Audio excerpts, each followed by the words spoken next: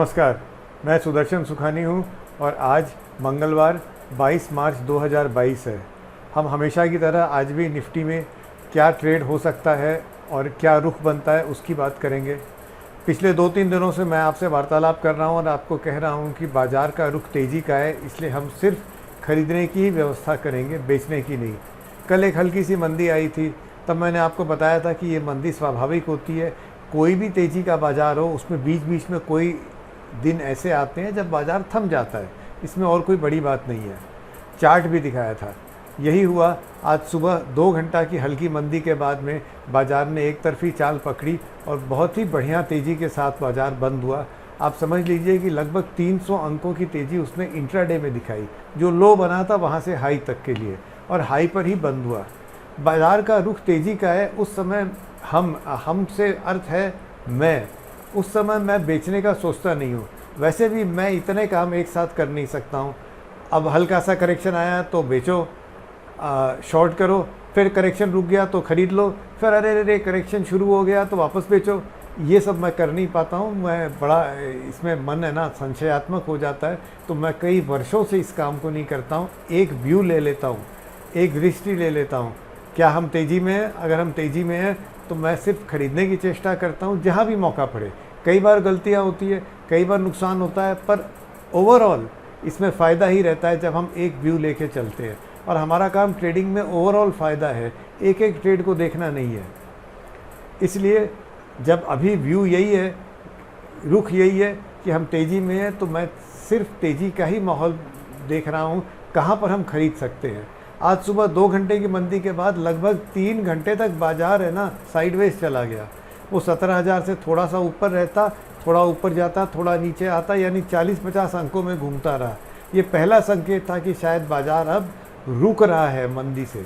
वहाँ पर आप एक ट्रेडिंग रेंज बना लीजिए, मैं आपको चार्ट में दिखाऊंगा। अभी एक स्टॉप डाल दीजिए खरीदने का, जो मैंने किया। जब है ना 17,080 के आसपास बाज़ार आया तो मेरा स्टॉप ट्रिगर हो गया, निफ्टी खरीदा गया। उसके बाद तो बाज़ार ने एक तरफी चाल की। ये ज़रूरी नहीं है कि हर रोज़ ऐसा ही होता है, कई बार भूल भी हो, कई बार नुकसान भी लगता है। कल ख़रीदा था, वो खरीद काम करी नहीं थी, आज वाली कर गई। मैंने आपको फिर बताया कि हमारा काम है ओवरऑल प्रॉफिट करना। एक एक ट्रेड में क्या होगा ये हमारे बस में नहीं है। अब मैं आपको निफ्टी का चार्ट दिखाता हूँ, उसके बाद हम विदाई लेंगे, कल फिर मिलेंगे। तो अब आप निफ्टी का चार्ट देखिए। ये आपके सामने निफ्टी का 30 मिनट का चार्ट है, जिस चार्ट पर मैं अपनी ट्रेडिंग करता हूँ। अब आप देखिए किस तरह से निफ्टी ने अपने आप को पहले ही हमको संकेत दिए कि शायद हम बाज़ार की तेज़ी में वापस प्रवेश कर रहे हैं।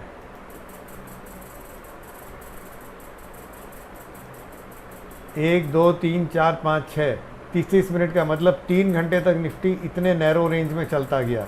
ये जो निफ्टी का रेजिस्टेंस का लेवल था, इस ट्रेडिंग रेंज का, यहाँ पर ख़रीदने का मौका था। यहाँ मैंने स्टॉप डाल रखा था।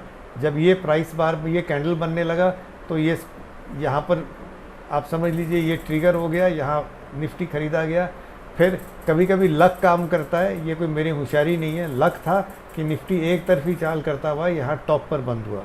ऐसा ज़रूरी नहीं है कि हर बार ऐसा ही होता है, पर कई बार होता है जब हम एक ही तरफ एक माने व्यू लेके चलते हैं। अब हम यहाँ सोचते हैं अरे यहाँ मंदी आ गई, यहाँ तेज़ी आ गई, यहाँ मंदी आ गई, तो ये हम पकड़ ही नहीं पाते। क्या पता हम यहाँ तेज़ी में होते या मंदी में होते।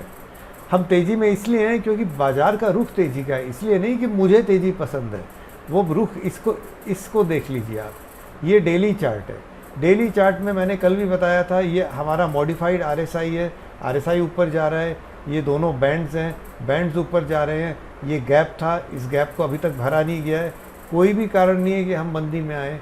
तो हम अगर मंदी में नहीं है, बाज़ार का रुख, प्राइस एक्शन और इंडिकेटर दोनों तेज़ी में है, तो हम तेज़ी की ही बात करेंगे। अगर तेज़ी की बात कर रहे हैं तो जैसा मैंने आपको दिखाया, इंट्राडे में हम खरीदने का मौका खोजेंगे। आज बहुत ही बढ़िया मौका मिला था खरीदने का।